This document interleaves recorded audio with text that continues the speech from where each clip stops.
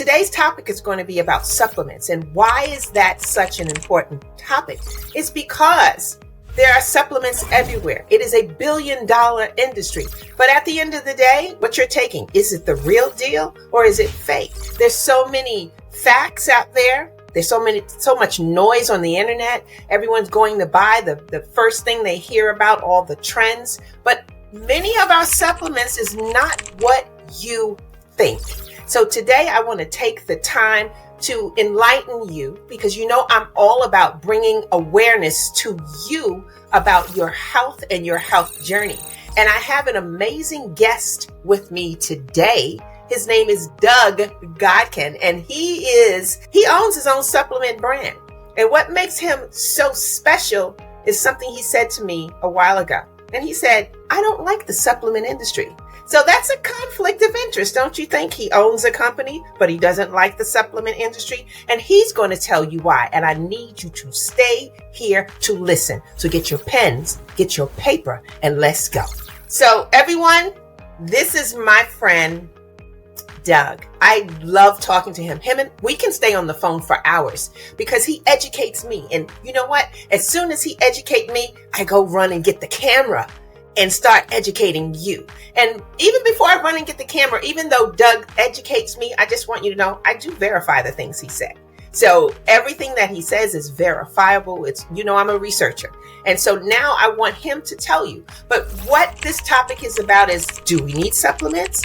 And what is this whole buzz thing about the supplement world? So Doug, you have the floor. Hey, good morning or good afternoon, good evening, wherever anybody's at that's listening to this. And you're right. I'm extremely frustrated with the supplement industry. But before that, you asked a question, do we need supplements? The answer to that is 100%. And by no means is what we're going to talk about today trying to sell anybody supplements. This is for education, for knowledge, and for people to do their own research. But, let's look at supplementation. Let's look at why we need supplementation. And historically, we used to get the essential vitamins and minerals and nutrients for our bodies from our foods.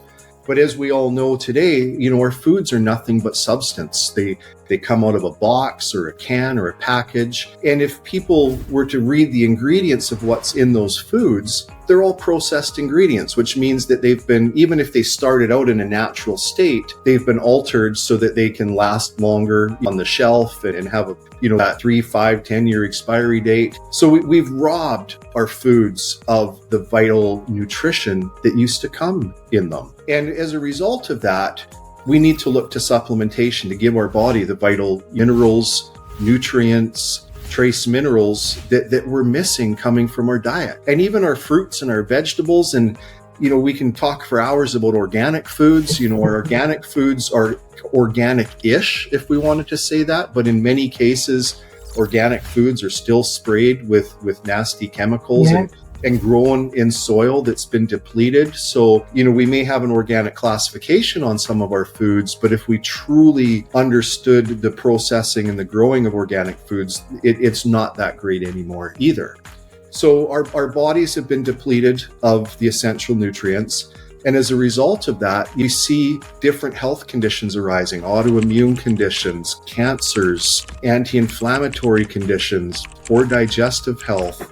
And that manifests itself in a way that, people don't feel good in their gut. They're not going to the bathroom properly. There's a lack of sleep. There's lack of cognitive function. We see, people becoming on more antidepressant pills and different, I'm going to say, pharmaceutical applications to try to correct what's going on with the body. But if we get right down to it, we've depleted that nutrition that our body needs to thrive. So when we get into the supplement space, it's finding the right supplements, let's say. And one of the challenges with the supplement space is it's a multi-billion-dollar industry that I say in so many instances captures people at their low point. And I'd say is really exploiting people in their moment of weakness. And you've seen that with a lot of different products, and I've talked about that at length. But, people get on Facebook now, they get on Google, they get on Instagram, TikTok, all of these different platforms. And realistically, they're bombarded with advertisements for different supplements. And they all make these claims, you're going to feel better, this is going to take care of that. And, all of the different forms of languaging to say, hey, if you take this, it's going to make your body, better again. And people take that information at face value and they put the trust in the content that they're reading. They put the trust in the fancy labels on the products that they're seeing and say, okay, that's a product I need to take based on what they're telling me. The challenge is people haven't been educated and don't truly know how to vet out a good quality supplement from a poor supplement. And one of the things that frustrates me the most is I look at a lot of these companies and it's doctor approved and they've got all of these different trust symbols as vegan, organic, this, that, and the other, testimonials, like all of this kind of reinforcing information to say that this is a good quality product. But what they're not doing is they're not tearing into the ingredients and saying, okay, here is what truly makes our product different. Here's where and how we source our ingredients. Here's the lab reports to reinforce that what we're putting in the bottle is true to what you're taking. And one of the funny things is when we look at natural ingredients to make a health supplement, it's like any other product out there. You can buy good, better, best, and garbage ingredients. And those ingredients, it makes a huge difference of where those ingredients are sourced. A lot of the ingredients that people see in health supplements, and when we see, let's just pick on probiotics for a second. Okay. You can go to the health food store, the grocery store, and buy a bottle of probiotics for $8.99. Or you can buy a bottle of probiotics for $60 and upwards of dollars. Well, what makes that difference between the $8 product and the $60 product is actually what's going into that product. Good ingredients are going to cost more money to produce, but they're also going to be natural ingredients that are properly harvested and not having the enzymes and the natural states of those altered through harvesting and through processing. When we look at an $8 product, let's say a probiotic, and you look at it really closely, it's actually all laboratory ingredients. So we may see vitamin C, vitamin D, vitamin E, your B vitamins and everything, but they're all coming as a chemical form of that. And so it's not the natural. It's not natural. It's a chemical. So it's synthetic. Completely. And a lot of the vitamins that are on the market today are coming from synthetic ingredients.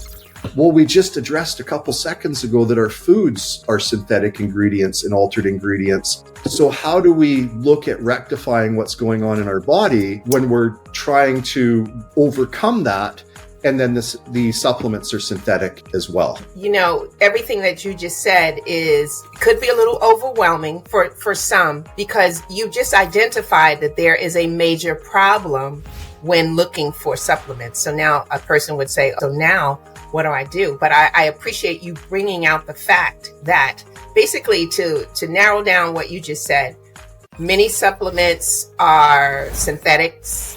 They may say natural, but they really aren't. And if it's a synthetic vitamin C, there's no way a synthetic vitamin C can match a natural vitamin C. So it makes it so hard for someone to identify and find the right supplement. And one of the other things you identified is that, do we need supplements? Supplements is needed based off of our soil being depleted. We get the majority of our vitamins and minerals from fruits and vegetables. But if our soil is depleted, then we're not getting the nutrients that we need. So supplementation is a necessary thing. So my question to you, with so many supplements on the shelf, like I said, it gets overwhelming. What are the key things people should look for on a label to ensure that they're picking a quality product? Because if there's so many different things, how will you identify a product is top-notch? The first thing I can say is don't pay attention to the front of the label. Don't pay attention to the sexiness, the claims, and that on a label. The best thing I can say is turn that product around and look at the supplement facts panel. And the hard thing is for all of us, and me included as I look at different supplements, is you're going to have on the top of the supplement facts panel, you're going to have what's classified as your natural ingredients or your beneficial ingredients. And that's going to be turmeric, that's going to be vitamin C, vitamin D, vitamin A. And then below is what's called the other ingredients. And we can't ever tell from looking at this if a company is using good ingredients, poor ingredients, what the sort of how good of quality that is. But one thing I can say, kind of my judging place of knowing if a company cares about me or is using a better quality ingredient, is looking at that other ingredient side. Where what they'll do is they'll hide if they're putting sugars, if they're putting any additives, fillers, colors, anything will show up in that other ingredients. My best sort of grading card is if a company is using clean other ingredients, they're not using fillers, they're not using any chemical ingredients in that section, they're probably a company that's actually going to be using good quality ingredients. As well, when you're looking at the top section, when you see vitamin C or you see vitamin D or any of the vitamins, and it's saying as such and such, and that word of such and such is a word that you can't pronounce or you don't understand, that's now a chemical laboratory ingredient. That is, an ingredient that we want to stay away from, because once again, we want to get the body out of altered and synthetic ingredients and more to the natural side of ingredients. So, for instance, we produce a product or probiotic, for instance, right? And like I say, this isn't to sell, this is just strictly on education. We've got turmeric, we use turmeric root. It's not turmeric as something. Same with aloe vera, we're using aloe vera leaf. So what we're doing is putting the descriptive factor of what that ingredient is, rather than what it is or could be in a chemical altered state. So we know that's a clean ingredients panel. And it's really, really important. I look at probiotic supplements every day, and you wouldn't believe a large portion of the probiotics that I look at every day will have glucose in them. They'll have sugars in them, and they'll hide those sugars. They'll have monosodium glutamate, MSG, in them. And it just goes back to the point where, like, we're taking a probiotic supplement to help better our digestive health. Well, in so many cases, people will have yeast conditions and yeast concerns, males and females, in their bodies. Well, yeast feeds on sugar. Absolutely. So why are we introducing a supplement that has sugar that's increasing the problem that we're trying to overcome? Yeah. And these are the questions that we need to ask ourselves. And as we're looking to supplement and better our bodies, what we put into our body is so vitally important, and us properly vetting each and everything. The company's trust based on what they're saying. Take a company's trust based on what they're offering you to help you in your healing journey. So with that being said, a company, not just, there should be other things on the label, right? What is your view on third-party testing? What is your view on certifications? Is that necessary to identify a good quality supplement? So third-party testing is something that's required by the FDA and GMP standards. And so it's something that you actually have to do. One of the challenges in the space is many of the supplement brands. And I'm going to say a lot of the supplement brands that people see promoted through social media channels all come from what's called fulfillment on demand centers. And I was just touring through some not too long ago when I was down in Utah. And you go into a fulfillment center and it's got pallets of white bottles with no labels on them. And you would see on this box, probiotic, digestive health, colon cleanse, diet, all of these different bottles. And the way that portion of the industry functions is somebody creates a brand, they create a website, they create some Facebook pages and market that brand. And when somebody purchases the product, then it sends a ticket to the fulfillment center, print this label and ship this product to the customer.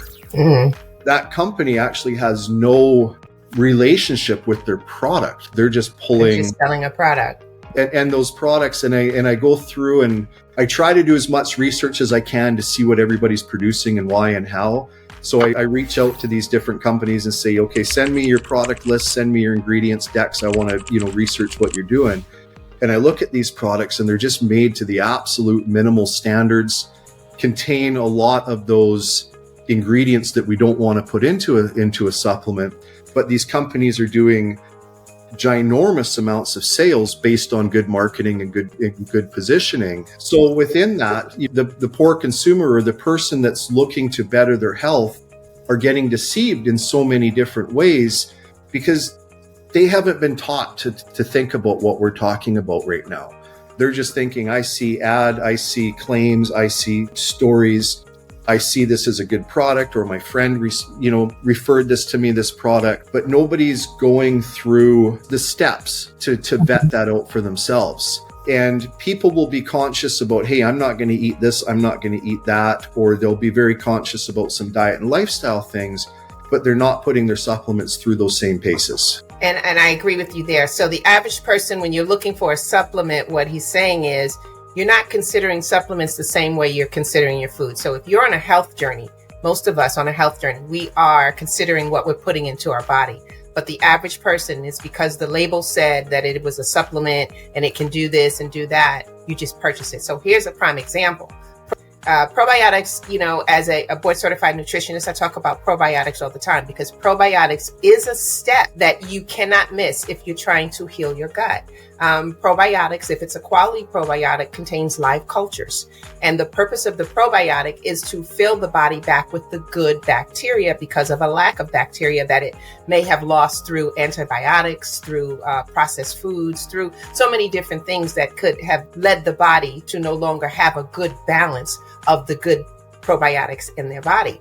But when we're talking about probiotics, what I've learned, and actually I've learned a lot of it from you, Doug, is that most of the probiotics that people are buying, it's never working, and you're really just flushing your money down the toilet, and the probiotics that you've taken is just flushed down your toilet because it never gets past the stomach. Now, that was very new to me to hear that a probiotic, in order for these microbes, these cultures to get to where it needs to go, past the stomach into the intestine, it has to get through a harsh area of your stomach, a very acidic area.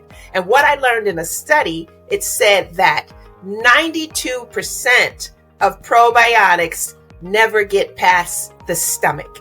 So that only leaves 8% of probiotics that literally can get past that stomach and get into the gut, into the intestines, where it's there to do its job. But I say all this to say that when someone is looking for a probiotic and when people are marketing probiotics, they don't look to see if that company actually makes a good probiotic that is going to get past the stomach area. So many people are taking that. So how would you identify, what is the steps involved, Doug, to identify a good probiotic?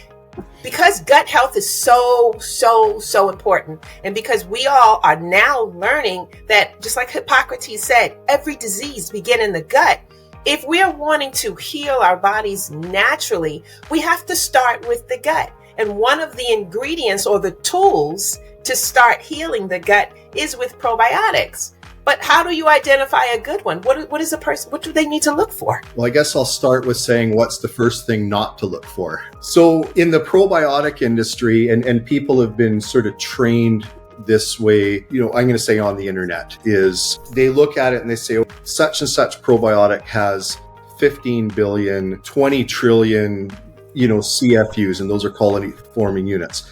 And they'll look at that on the counter, and they'll go into the health food store and there's a whole shelf of probiotics. They look at it and say, okay, more is better, right? Okay, this probiotic has, 50 trillion CFUs. This one only has 10 billion. This one has to be better than this one, right? Is what people have been led to believe. The problem is when if those probiotics, like you're saying, don't make it through the digestive system and they get killed in the harsh acidic environment of it. It doesn't matter how many trillions or billions of CFUs you have in a probiotic.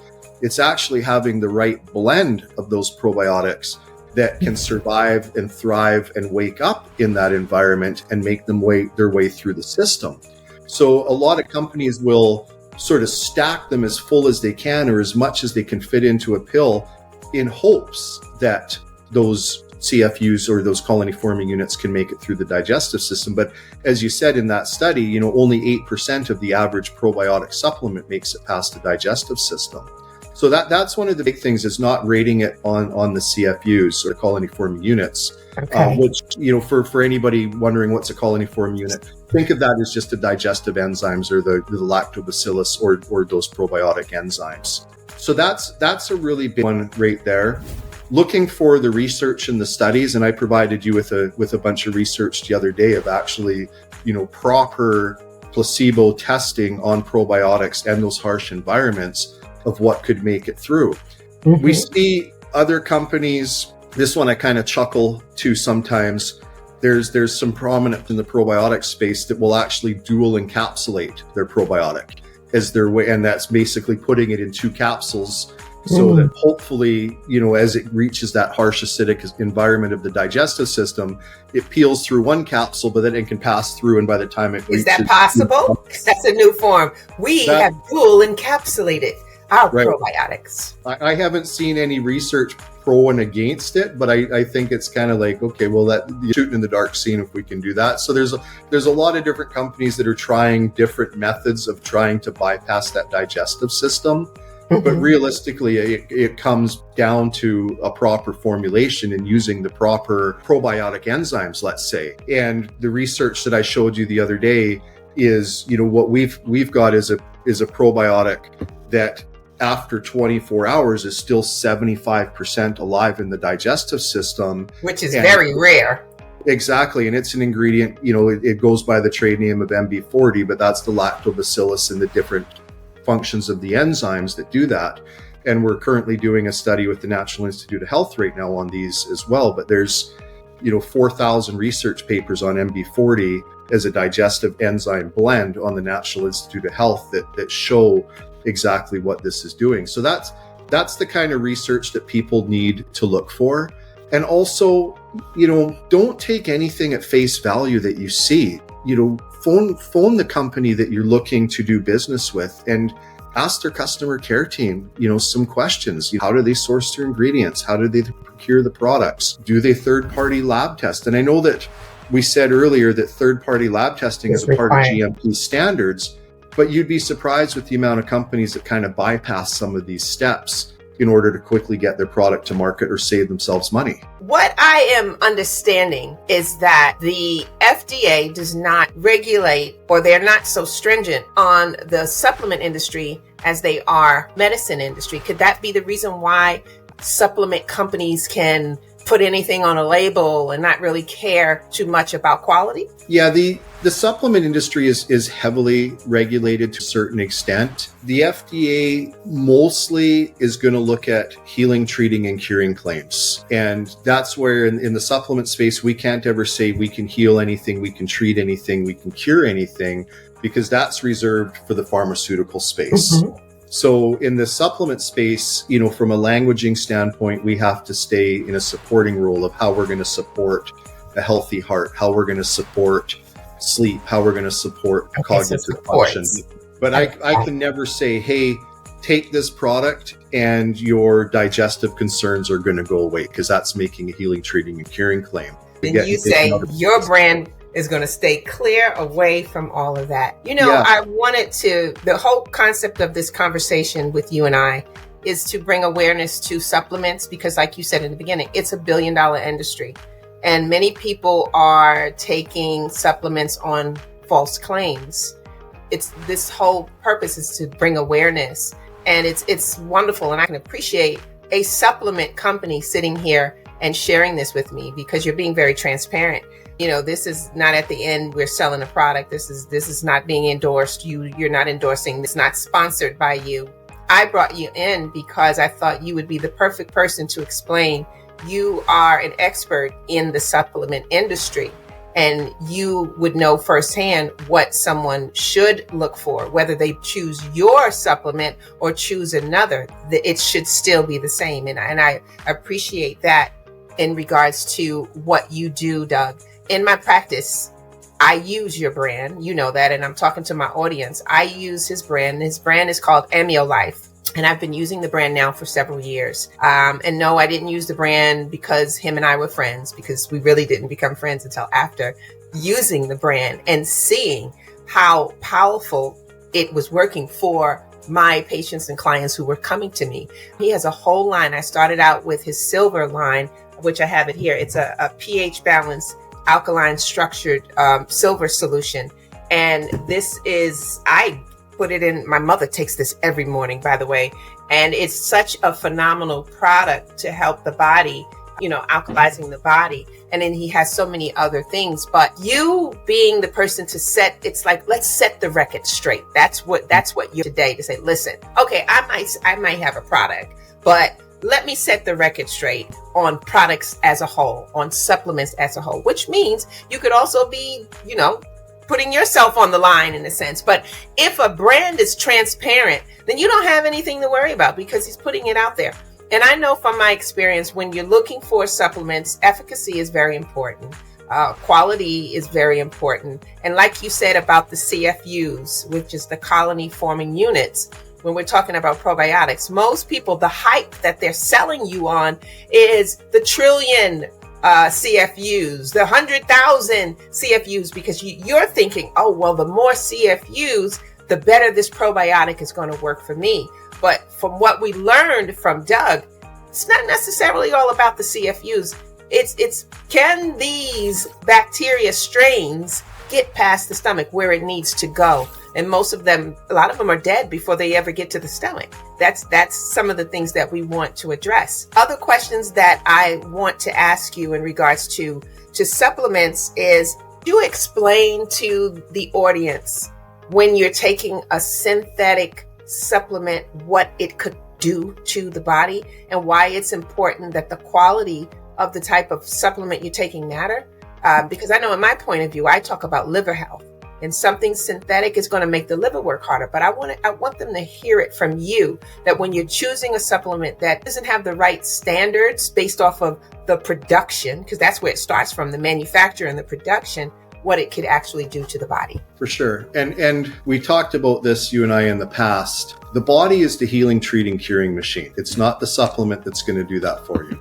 And we've kind of got it mixed up as far as, I take the supplement, my body gets better. The supplement is going to give the body what the body needs to do, what the body was designed to do, through our creator, and that's provide healing. So when we look at supplements and we look at ingredients and everything, our body was never designed to process chemicals or altered ingredients. I'm a car guy.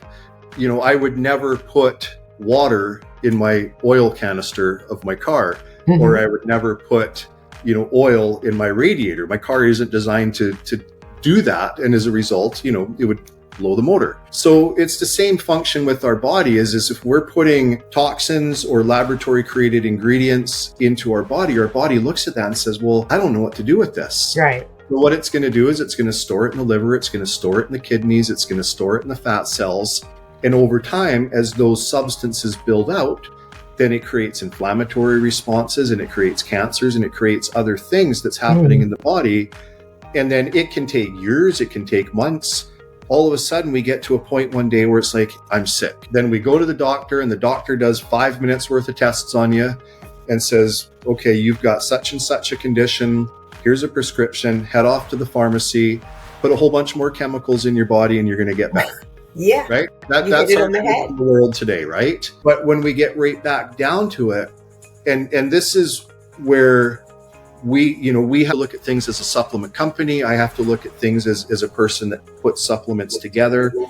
It's like, how do we get the compounds of the earth, right? The vitamins, the minerals, the herbs and botanicals, how do we get those into the human body by not thinking that we can do it better? So we have to check our egos at the door when we make a supplement. Say, there is nothing that I can do to this ingredient to make it better than our creator made it in the first place, right? As a supplement company is to actually celebrate that there was a much smarter force, in my belief in God, there's a much smarter creator that could do things 1,000 times better than I can do it. We just need to get those things into the human body in the most natural and unadulterated state.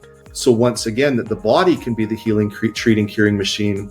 The body can get those substances, those herbs, botanicals, micronutrients, and use those to celebrate healing, to pull the toxins out of the body and the body to go through the reset that it needs. I love it. I'm hoping you guys are writing this down, because this is really good information for you wanting to take supplements. You know what I love most of what you said is that the supplement is not the quick fix. It's the body. The supplement is just that. It's an addition to. It's helping the body, but the body is the healer. The supplement is just giving it the push. It's giving it what it needs because the body is lacking. In most cases, so for me, one of the things I always talk about is a nutritional deficiency. That's one of the biggest deals. And I honestly, I feel like it starts from an imbalance of nutrients. Then the gut takes a hit from that. And then the liver's going to hit because the gut is taking a hit. And the kidney's going to take a hit because the liver's taking a hit. And all of the body organs are taking a hit because there was an imbalance of minerals, nutrients. And that's what the supplements, every supplement is basically claiming to be a form of a nutrient to ignite the body or to activate the body's cells to get in position to do what it is told to do or what its normal function is to do. So supplements are necessary, but it's just finding the right supplements, finding the good quality, finding and reading your labels and understanding what you're reading. I think this is awesome. There's something else I can add to that. There's something else I can add to that too. Yes. Is what I find is a lot of people are actually over supplementing. And it's almost like when we go to the doctor and we get a prescription to go after the symptom or the ailment that we're facing, right? So a lot of people are taking, so we see people aren't sleeping properly. We've got cognitive function problems. We've got digestive concerns. We've got inflammatory concerns. We've got colds and flus and sicknesses. So what people are doing is they're actually sourcing a supplement for each one of those concerns that they're facing, and then over supplementing, where first and foremost, they're facing a vitamin mineral deficiency. So we've got to go after the vitamin mineral deficiency as the stepping stone before we go to the next level. So if we're looking to restore the body, what is the best form of supplements to save you money and to get your body going in the right direction as quick as possible? Okay. So Doug, I want to thank you for talking with me today. I thought that this conversation is a needed conversation because all of us, when we're looking for a supplement, it's so mind-boggling. You don't know what to do. You're making choices based off of reviews, based off of commercials, but you really need to, knowledge is power. So you really need to learn and understand for yourself what works for you, because, it is very true. Every supplement, what works for someone may not work for you. So every supplement is unique to each person. So when you're looking for quality, you have to see what works for you. So we're ending our video here today, but this conversation with me and Doug is going to be a continuing situation. We're going to continue it. And in our next conversation, and I need you to be there to listen, we're actually going to share with you when you're trying to make your body healthier, when you're going on that healing journey, what should you be looking for? That's something we all want to know because we're dealing with gut health.